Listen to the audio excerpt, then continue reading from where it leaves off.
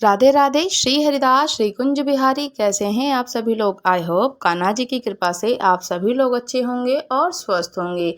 आषाढ़ मास महात्म्यम कथा अध्याय 27। आषाढ़ मास में आज हम श्रवण करेंगे श्रीमद् भागवतम महापुराण के 11वें और 12वें अध्याय का श्रवण। आइए आज हम श्रवण करते हैं। श्री महादेव पिताजी कहते हैं कि प्रिय, गीता जी के वर्णन से संबंध रखने वाली कथा विश्वरूप अध्याय के पावन महात्म्य को भी श्रवण करो। विशाल नेत्रों वाली पार्वती, इस अध्याय के महात्म्य का पूरा वर्णन तो किया नहीं जा सकता। इसके संबंध में सहस्त्रों कथाएं हैं। उनमें से एक यह कहा जाता है कि हे प्रणीता, नदी के तट पर मेघंकर नामक एक विख्यात बहुत बड़ा नगर है। उसके प्रकार और गोपुर बहुत ऊंचे हैं। वह बड़ी बड़ी विश्रामशालाएं भी हैं और जिनमें सोने के खंभे शोभा दे रहे हैं। उस नगर में श्रीमान, सुखी, शांत, सदाचारी, जितेंद्रिय मनुष्य का भी निवास होता है। वहाँ हाथ में शंख नामक धनुष धारण करने वाले जगदीश्वर भगवान विष्णु जी स्वयं विराजमान हैं और वे परब्रह्म के साकार स्वरूप हैं। संसार के नेत्रों को जीवन प्रदान करने वाले उनका गौरवपूर्ण श्री विग्रह भगवती लक्ष्मी जी के क्षेत्र कमल पूजित होता है और भगवान की वे झांकी वामन अवतार की है। मेघ के समान उनका श्यामवर्ण और कोमल की आकृति है। उनके वक्षस्थल पर श्री वत्स जी का शोभा चिन्ह पा रहा है। वे कमल और वनमाला से भी विशोभित हैं। उनके प्रकार आभूषणों का सुशोभित और भगवान वामन रतन युक्त समुद्र के दृश्य जान पड़ते हैं। वो वनमाला को धारण करते हैं, शंख चक्र गदा धारण करते हैं और अनेक प्रकार के सुशोभित करने वाले आभूषणों को भी धारण करते हैं। पीताम्बरी धारण करते हैं। उनके श्याम विग्रह की कांति ऐसी प्रतीत होती है कि मानो चमकती हुई बिजली से घिरा हुआ निसंदेह मेघ शोभा पा रहा हो। और उन भगवान वामन जी का दर्शन करके जीव जन्म और संसार के बंधन से मुक्त हो जाता है। उस नरक में मेखला नामक महान तीर्थ है, जिसमें स्नान करके मनुष्य शाश्वत वैकुंठ धाम को ही प्राप्त होता है और वह जगत के स्वामी करुणा सागर भगवान नरसिंह का दर्शन करने मात्र से मनुष्य 7 जन्मों के किए हुए घोर पाप से भी छुटकारा पा जाते हैं। और जो भी मनुष्य हुए मेखला में गणेश जी का दर्शन करते हैं, वे सदा दुस्तर विघ्नों को भी पार कर जाते हैं। उसी मेघंकर नगर में कोई श्रेष्ठ ब्राह्मण रहते थे, जो कि ब्रह्मचार्य और पारायण थे।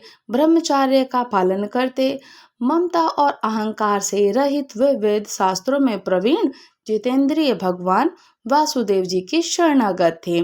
उनका नाम सुनंदन था। प्रिय, धनुष चक्र धारण करने वाले भगवान के पास गीता के 11वें अध्याय का विश्व रूप दर्शन योग का पाठ किया करते और उस अध्याय के प्रभाव से उन्हें ब्रह्म ज्ञान की भी प्राप्ति हो गई थी और निसंदेह पूर्ण उत्तम ज्ञानमयी समाधि के द्वारा इंद्रियों के अंतर्मुख हो जाने के कारण वे निश्चित स्थिति को प्राप्त हो गए थे और सदा ही जीवन मुक्त योगी की स्थिति में रहते थे। एक समय जब बृहस्पति सिंहासन पर स्थित थे और महायोगी सुनंद ने गोदावरी के तीर्थ की यात्रा आरंभ की और वे विरज तीर्थ, तारा तीर्थ, कपिला संगम, अष्ट तीर्थ, कपिला के द्वार, नरसिंह हवन, अंबिकापुरी, करस्थानपुर और क्षेत्रों में स्नान और दर्शन करते हुए विवाह मंडप नामक नगर में आ गए। वहां उन्होंने प्रत्येक घर में जाकर अपने ठहरने के लिए स्थान मांगा, परंतु कहीं भी उन्हें कोई स्थान नहीं मिला। अब अंत में गांव के मुखिया ने उन्हें एक बहुत बड़ी धर्मशाला दिखाई दी। ब्राह्मण ने साथियों सहित उसके भीतर जाकर रात में निवास किया। सवेरा होने पर उन्होंने अपने को तो धर्मशाला के बाहर ही पाया, किंतु उनके और साथी नहीं दिखाई दिए और उन्हें खोजने के लिए चल दिए। इतने में ही वो सभी के सब वहाँ दिखाई नहीं देते हैं, तो सभी वहाँ के मुखिया और उनकी भेंट हो जाती है। तब ग्रामपाल ने कहा कि हे मुनिश्रेष्ठ, तुम सब प्रकार से दीर्घायु जान पड़ते हो, सौभाग्यशाली हो, पुण्यवान हो, पुरुषों में तुम सबसे पवित्र हो। तुम्हारे भीतर कोई लोक उत्तर प्रभाव विद्यमान है। तुम्हारे साथी कहाँ गए और कैसे इस भवन से बाहर हुए, इसका पता लगाओ। मैं तुम्हारे सामने इतना ही कहता हूँ, तुम्हारे जैसा तपस्वी मुझे दूसरा कोई नहीं दिखाता। हे विप्रवर, तुम्हें किस महामंत्र का ज्ञान है और किस विद्या का आश्रय लेते हो और किस देवता की दया से तुम अलौकिक शक्ति में आ गए हो। तो भगवान की कृपा इस गांव में हो रहो और मैं तुम्हारी सब सेवा करूंगा। आप सभी लोग यहीं निवास करें। यह कहकर ग्राम पालक मुखिया ने मुनीश्वर सुनंद को अपने गांव में ठहरा दिया। वह दिन रात बड़ी भक्ति से उनकी सेवा टहल करने लगा। जब 7-8 दिन बीत गए तब एक दिन प्रातःकाल आकर वह बहुत दुखी हो महात्मा जी के सामने रोने लगे। बोले कि हाय, आज रात में राक्षस ने मुझ भाग्यहीन के बेटे को चबा लिया। मेरा पुत्र बड़ा ही गुणवान और भक्तिवान था। ग्राम पालक मुखिया इस प्रकार कहकर योगी सुनंद से पूछता है कि कहाँ वह राक्षस है और किस प्रकार उसने तुम्हारे पुत्र का भक्षण किया है। तब मुखिया बोलता है कि ब्राह्मण, इस नगर में एक बड़ा भयंकर नरभक्षी राक्षस रहता है और वह प्रतिदिन आकर इस नगर के मनुष्य को खाया करता है। तब एक दिन समस्त नगर वासियों ने मिलकर उससे प्रार्थना करी कि राक्षस, तुम हम सब लोगों की रक्षा करो, हम तुम्हारे लिए भोजन की व्यवस्था किए देंगे। यहाँ बाहर जो पथिक रात में आकर नींद लेने लगे उनको खा जाना। इस प्रकार नागरिक मनुष्यों ने गांव के मुझ मुखिया के द्वारा इस धर्मशाला में भेजे हुए पथिकों को ही राक्षस का आहार निश्चित किया और अपने प्राणों की रक्षा के लिए उन्हें ऐसा करना ही पड़ा। तुम भी अन्य राहगीरों के साथ इस घर में आकर सोचे थे और किंतु राक्षस ने उन सबको तो खा लिया, केवल तुम्हें ही छोड़ दिया। जब उस राक्षस ने सबको खा लिया और तुम्हें छोड़ दिया तो मैं तुमसे ये जानने का इच्छुक हूँ कि तुम में ऐसा कौन सा प्रभाव है कि इस बात को तुम ही जानते हो, ये मुझे बताने की कृपया करो। इस समय मेरे पुत्र का एक मित्र आया था, किंतु मैं उसे पहचान न सका और वह मेरे पुत्र को बहुत प्रिय था, किंतु अन्य राहगीरों के साथ उसे भी मैंने उसी धर्मशाला में भेज दिया। अब मेरे पुत्र ने जब सुना कि मेरा मित्र भी उसमें प्रवेश कर गया है तब वह उसे वहां से ले आने के लिए गया, परंतु राक्षस ने उसे भी खा लिया। आज सवेरे मैंने बहुत दुखी होकर उस पिशाच से पूछा कि ओ दुष्ट आत्मा, तूने रात में मेरे पुत्र को भी खा लिया। तुम्हारे पेट में पड़ा हुआ मेरा पुत्र जिससे जीवित हो सके ऐसा कोई उपाय हो तो मुझे बता दो। तब राक्षस ने कहा कि मुखिया, धर्मशाला के भीतर घुसे हुए तुम्हारे पुत्र को न जानने के कारण मैंने भक्षण किया है। अन्य पथिकों के साथ तुम्हारा पुत्र भी अनजाने में ही मेरा ग्रास बन गया और वह मेरे उदर में जिस प्रकार जीवित और रक्षित रह सकता है वह उपाय स्वयं विधाता ने ही कर दिया है। जो ब्राह्मण सदा गीता जी के 11वें अध्याय का पाठ करता है उसके प्रभाव से मेरी मुक्ति होगी और मेरे मरने के पश्चात पुनः तुम्हारा पुत्र जीवन प्राप्त कर लेगा। यह कोई ब्राह्मण रहता है तो जिनको मैंने एक दिन धर्मशाला से बाहर कर दिया था वह निरंतर गीता जी के 11वें अध्याय का जप किया करते हैं और इस अध्याय के मंत्र से 7 बार अभिमंत्रित करके यदि वो मेरे ऊपर जल का छींटा दे दे तो निसंदेह मेरा श्राप उद्धार हो जाएगा। इस प्रकार उस राक्षस का संदेह पाकर मैं तुम्हारे निकट ही आया हूँ। तब ब्राह्मण ने पूछा कि हे ग्रामपाल, जो रात में सोए हुए मनुष्य को खाता है वह प्राणी किस पाप से राक्षस होता है। तब ग्रामपाल मुखिया बोलता है कि ब्राह्मण, पहले इस गांव में कोई किसान ब्राह्मण रहा करता था। तब एक दिन वह अगहनी के खेती की क्यारियों की रक्षा करने में लगा हुआ था। यहाँ से थोड़ी ही दूर पर एक बहुत बड़ा गिद्ध किसी राह की मारकर खा जाता है, किसी राही को मारकर खा जाता है और उसी समय एक तपस्वी कहीं से आ निकले। जो उसी राही को बचाने के लिए दूसरे ही दया दिखाते हैं और कहते हैं कि इस गिद्ध को राहगीरी को खाकर आकाश में उड़ गया था।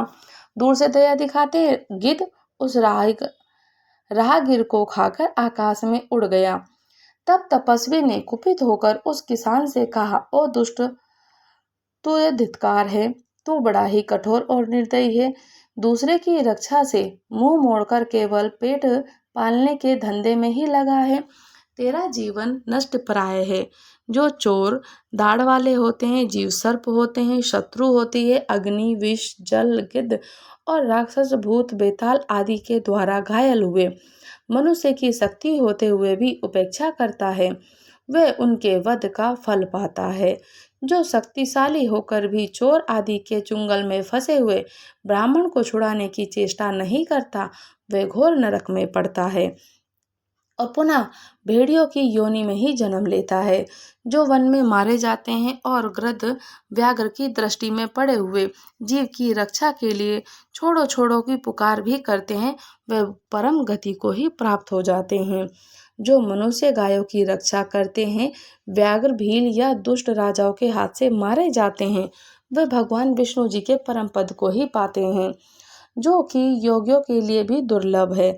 सहस्त्र आप अश्वमेघ और 100 वाजपेयी यज्ञ मिलकर शरणागत रक्षा की 16वीं कला के बराबर भी नहीं हो सकती है। दीन और भयभीत जीवों की उपेक्षा करने से पुण्यवान पुरुष भी समय आने पर गुम्बी पापक नरक में ही पकाया जाता है।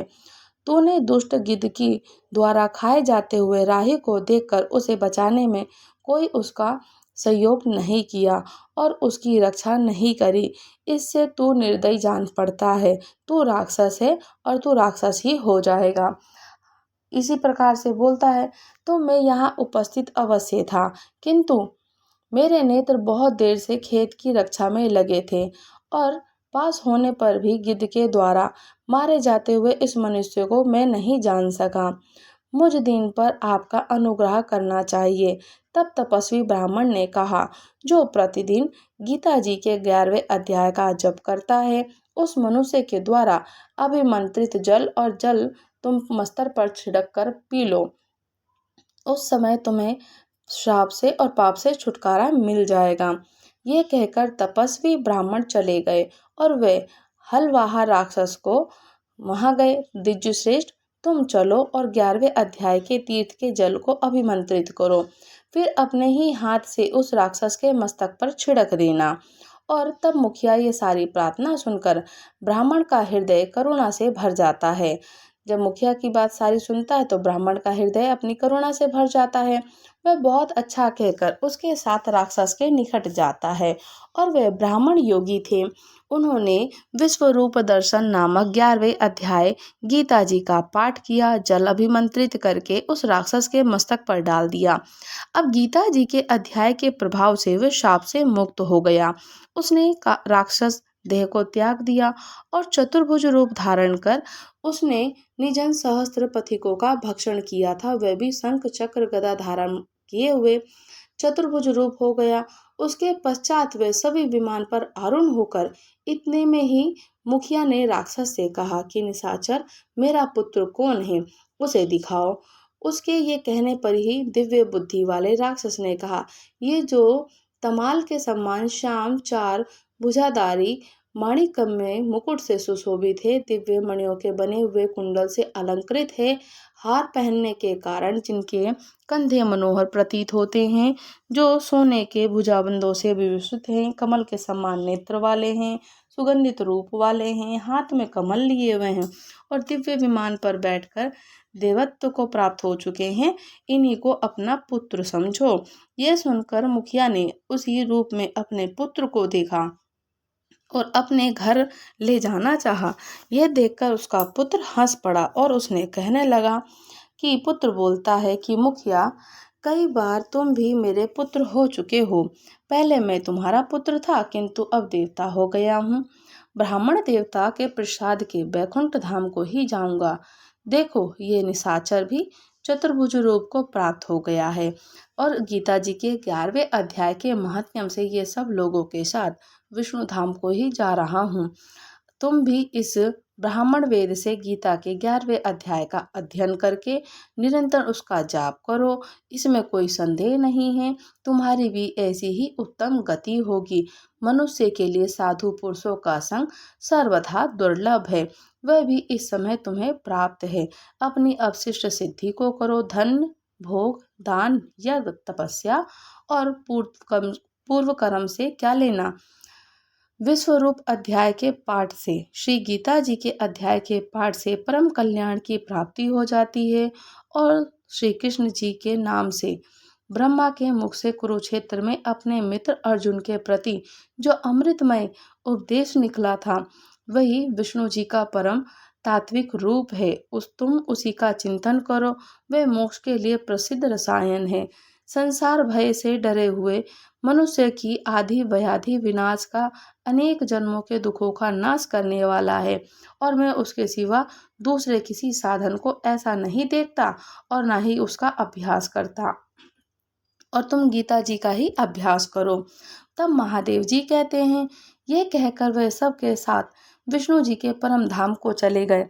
तब मुखिया ने ब्राह्मण के मुख से उस अध्याय को पढ़ा और फिर वे दोनों ही उसके माध्यम से विष्णु धाम को चले गए।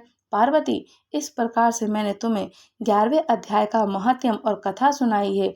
इसको श्रवण मात्र करने से ही हमारे सभी पातकों का नाश हो जाता है, रोगों से मुक्ति मिलती है और हरि नारायण जी का द्वार मिलता है। और जो भी 11वें अध्याय का, 12वें अध्याय का या एक भी अध्याय का श्री हरि नारायण का पाठ करता है, जाप करता है, तो उसको हर प्रकार के भोग और मोक्ष की प्राप्ति होती है। पार्वती, अब 12वें अध्याय को भी श्रवण करो, उसके माध्यम को भी जानो। तब महादेव पिताजी कहते हैं कि पार्वती, दक्षिण दिशा में कोलापुर नामक एक नगर है, जो सब प्रकार के सुखों का आधार, सिद्ध महात्माओं का निवास स्थान और सिद्धि की प्राप्ति का क्षेत्र है। और वह पराशक्ति भगवती लक्ष्मी जी का प्रधान पीठ है। संपूर्ण देवता उसका सेवन करते हैं, सत्वन करते हैं। वह पुराण प्रसिद्ध तीर्थ, भोग और मोक्ष को प्रदान करने वाला है। वहाँ करोड़ों तीर्थ और शिवलिंग है। वो स्वयं भी है। कहा जाता है कि वह विशाल नगर लोगों में बहुत विख्यात है। एक दिन कोई युवक पुरुष उस नगर में आया और वह कहाँ का राजकुमार था। उसके शरीर का रंग गोरा, नेत्र सुंदर और ग्रीवा शंख के समान, कंधे मोटे, छाती चौड़ी और भुजाएं बड़ी बड़ी थी। नगर में प्रवेश करके सब और महिलाओं की शोभा निहारता हुआ वह देव देवेश्वरी महालक्ष्मी जी के दर्शन को उत्कंठित होकर मणिकर्णक तीर्थ में गया। मणिकंठ तीर्थ में जब गया तो वह स्नान करके उसने पितरों को तर्पण किया। फिर महामाया लक्ष्मी जी को प्रणाम करके भक्ति पूर्वक सत्वन करना आरंभ करता है। राजकुमार बोलता है कि जिसके हृदय में असीम दया भरी हुई है, जो समस्त कामनाओं को देती है, अपने कटाक्ष मात्र से सारे जगत की सृष्टि, पालन और संहार करती है, उन जगत माता को, जगदीश्वरी को, जगत जननी को, महालक्ष्मी जी को मेरा प्रणाम है, मेरा साष्टांग दंडवती प्रणाम है, उनकी जय हो। जिस शक्ति के सहारे, उसी के आदेश के अनुसार परमेष्टमी ब्रह्मा सृष्टि करते हैं, भगवान जगत का पालन करते हैं, भगवान रुद्र अखिल विश्व का संहार करते हैं। उस सृष्टि का पालन संहार की शक्ति से संपन्न भगवती पराशक्ति का मैं भजन करता हूँ। हे कमले, योगी जन तुम्हारे चरण का चिंतन करते हैं। तुम अपनी स्वाभाविक सत्ता से ही हमारे समस्त इंद्रियों को गोचर और विषय को जानती हो। तुम ही कल्पनाओं का समूह हो और उसका संकल्प करने वाले, मन को उत्पन्न करने वाले, इच्छा शक्ति, ज्ञान शक्ति, क्रिया शक्ति, ये सब तुम्हारे ही रूप हैं। माँ भगवती, मेरा बारंबार प्रणाम है। परम रूपिणी हो, तुम्हारा स्वरूप निष्कल और निर्मल, नित्य, निराकार, निरंजन, अंतर्रहित, आतंक शून्य है, आत्महीन है, निर्मयी है। देवी, तुम्हारी महिमा का वर्णन करने में भला कौन समर्थ हो सकता है और कौन सामर्थ्य है, जो कि किसी भी प्रकार से 16 उपचारों से आपका भेदन करके और आपका उपचारण करे और 12 स्थानों में विहार करती हो, अंतकरण के 12 विहारों में स्थान करती हो और उनका विहार करती हो। अनाहत ध्वनि बंधु नाद और कला ये जिसके स्वरूप है, उस माता लक्ष्मी को मैं प्रणाम करता हूँ। तुम अपने मुख रूपी पूर्ण चंद्रमा से प्रकट होने वाली अमृत राशि को ब्याह करती हो, अपनी अपनी अपनी अमृत राशि को बहाया करती हो। तुम ही परा पश्यंत महत्यमा और वैखरी नामक वाणी हो। इसी प्रकार से मैं तुम्हें नमस्कार करता हूँ। देवी, जगत की रक्षा के लिए अनेक रूप धारण किया करती हो। तुम ही ब्रह्मा विष्णु महेश्वर हो और तुम ही उनकी शक्ति हो। वाराही, महालक्ष्मी, नरसंगी, ऐन्द्री, कुमारी, चंडिका, जगत को पवित्र करने वाली लक्ष्मी और जगत माता सावित्री, चंद्रकला, रोहिणी भी तुम ही हो। और परमेश्वरी, तुम भक्तों को मनोरथ रूप धारण करने वाली और मन की कामनाओं को पूर्ण करने के लिए कल्पों कल्पों तक सम्मान रूप मुझ पर प्रसन्न हो जाओ। उसके इस प्रकार की स्तुति करने पर भगवती महालक्ष्मी अपना साक्षात स्वरूप धारण करके बोलती है कि राजकुमार, मैं तुमसे प्रसन्न हूँ, तुम कोई उत्तम वर मांग लो। तब राजकुमार बोलता है कि माँ, मेरे पिता राजा बृहद अश्व बृहदर्थ अश्वमेघ नामक महान यज्ञ का अनुष्ठान कर रहे हैं। वे देव योग से रोगग्रस्त होकर सर्वगामी हो गए हैं और इसी बीच में यूप में बंधे हुए मेरे यह संबंधी घोड़े को, जो समूची पृथ्वी को परिक्रमा करके लौटा था, किसी ने रात्रि में बंधन काटकर कहीं अन्यत्र पहुंचा दिया है। उसकी खोज में मैंने कुछ लोगों को भेजा था, किंतु कहीं भी उसका पता न पाकर जब खाली हाथ लौट आए, तब मैं सब ऋषि मुनि से आज्ञा लेकर तुम्हारी शरण में आया हूँ। देवी माँ, यदि तुम मुझ पर प्रसन्न हो तो मेरे यज्ञ का घोड़ा मुझे मिल जाए, जिससे यज्ञ पूर्ण हो सके। तभी मैं अपने पिता महाराज के रण को उतार सकूंगा और आपकी शरणागति पे आपको दया करने की हे माँ जगजननी लक्ष्मी, जिससे मेरा यज्ञ पूर्ण हो, वह उपाय मुझे बताइए, कोई ऐसा उपाय करो। माँ भगवती लक्ष्मी ने कहा कि राजकुमार, मेरे मंदिर के दरवाजे पर एक ब्राह्मण रहते हैं, जो लोगों में सिद्ध समाधि के नाम से विख्यात हैं। वो मेरी आज्ञा से तुम्हारे सब काम को पूरा कर देंगे। तब माँ भगवती लक्ष्मी जी के इस प्रकार कहने पर राजकुमार उस स्थान पर आते हैं जहाँ सिद्ध समाधि रहते थे। उनके चरणों को प्रणाम करके राजकुमार चुपचाप से हाथ जोड़कर खड़े हो जाते हैं।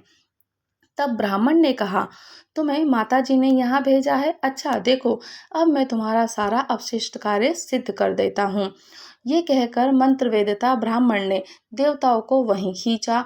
राजकुमार ने देखा कि वह सब देवता हाथ जोड़कर रथ पर थर थर कांप रहे हैं और वे उपस्थित हो गए।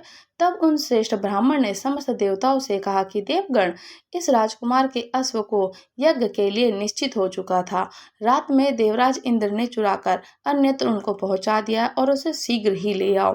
तब देवताओं ने मुनि के कहने से यज्ञ का घोड़ा लाकर दे दिया। इसके बाद उन्होंने उन्हें जाने की आज्ञा दी। देवताओं का आकर्षण देखकर खोए हुए अश्व को पाकर राजकुमार मुनि के चरणों में प्रणाम करके कहा कि हे महर्षि, आपका ये सामर्थ्य आश्चर्यजनक है।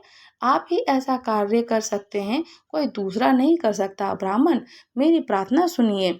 और मेरी प्रार्थना सुनकर मेरे पिता राजा बृहदरथ अश्वमेध यज्ञ का अनुष्ठान आरंभ करके देव योग से मृत्यु को प्राप्त हो गए थे। अभी तक उनका शरीर तपाए हुए तेल में सुखाकर मैंने रख कर छोड़ा है। साधु श्रेष्ठ, आप उन्हें जीवित कर पुनः कर दीजिए। ये सुनकर महामुनि ब्राह्मण ने मुस्कुरा करके कहा कि चलो, जहाँ यज्ञ मंडप में तुम्हारे पिता मौजूद हैं, वहां मुझे ले चलो। तब सिद्ध समाधि ने राजकुमार के साथ वहां जाकर जल अभिमंत्रित किया और उसे उस अश्व के मस्तक पर रख दिया। जब उस शव के मस्तक पर रख देते हैं तो उसके रखते ही राजा सचेत होकर उठकर बैठ जाते हैं। फिर उन्होंने ब्राह्मण को देखकर पूछा कि धर्म स्वरूप आप कौन हैं? अब राजकुमार ने महाराज से पहले का सारा हाल कह सुनाया था। राजा ने अपने को पुनः जीवन दान देने वाले ब्राह्मण को नमस्कार करके पूछा कि ब्राह्मण, किस पुण्य से आपको यह अलौकिक शक्ति प्राप्त हुई है? उनके ये कहने पर ब्राह्मण ने मधुर वाणी में कहा, राजन, मैं प्रतिदिन आलस से रहित होकर गीता जी के 12वें अध्याय का जप करता हूँ। उसी से मुझे ये शक्ति मिली है, जिससे तुम्हें जीवन प्राप्त हुआ है। यह सुनकर ब्राह्मण के सहित राजा ने ब्रह्म ऋषि के साथ गीता जी के 12वें अध्याय का अध्ययन किया। उसके माध्यम से उन सब की सिद्धि हो गई और दूसरे दूसरे जीव भी उसको पाठ को करके परम पद की प्राप्त होकर मोक्ष को प्राप्त हो गए थे। आषाढ़ मास महात्म्य कथा अध्याय समाप्त हुई। 27। राधे राधे। श्री हरिदास श्री कुंज बिहारी। अगर आप लोग हमारे चैनल पर नए हैं तो चैनल को लाइक शेयर सब्सक्राइब करना बिल्कुल ना भूलें और मुझे कमेंट्स करके ज़रूर बताइएगा, क्या आप लोग भी आषाढ़ मास में श्री हरि नारायण जी की भगवत गीता का स्मरण कर रहे हैं, या उनकी कथाओं का, लीलाओं का, या उनके नाम मंत्र के जाप का, दान का सबसे बड़ा महत्व बताया जाता है। आषाढ़ मास में आपने जो भी जितना भी थोड़ा सा भी अपनी यथाशक्ति के अनुसार दान किया हो वो अक्षय हो जाता है, और हमारे जो भी पुण्य कार्य होते हैं, जो हमारे कर्म होते हैं, वही हमारे साथ जाते हैं और हमारे कर्म के अनुसार ही हमारा प्रारब्ध होता है और वही हमें पुनः जीवन प्रदान करता है, या फिर जब हम मृत्यु को प्राप्त होते हैं तो हमें राहगीर का खर्चा मिलता है। राधे राधे। श्री हरिदास श्री कुंज बिहारी। राधे राधे।